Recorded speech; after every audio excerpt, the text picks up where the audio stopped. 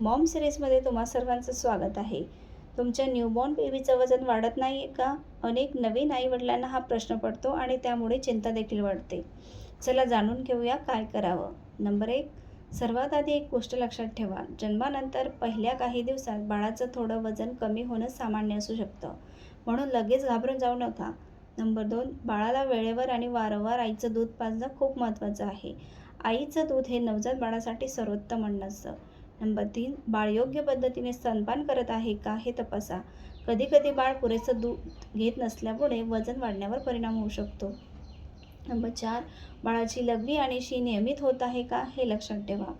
हे बाळाला पुरेसं दूध मिळत असल्याचं एक महत्त्वाचं लक्षण असू शकतं.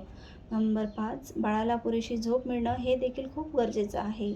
झोप आणि वाढ यांचा खूप जवळचा संबंध असतो. नंबर 6. बाळाचं वजन नियमितपणे तपासत राहा. यामुळे वाढ योग्य दिशेने होत आहे का हे समजतं. नंबर 7. जर बाळाचं वजन वाढत नसेल, बाळ खूप सुस्त वाटत असेल किंवा दूध नीट पित नसेल तर बालरोगतज्ञांचा सल्ला घ्या. योग्य मार्गदर्शन मिळाल्यास समस्या लवकर ओळखता येते. तुमचं बाळ किती दिवसांचं आहे कमेंटमध्ये नक्की सांगा. अशीच उपयुक्त माहिती मिळवण्यासाठी चॅनलला सबस्क्राईब करा, व्हिडिओला लाईक करा आणि शेअर करा. Happy parenting. बाय.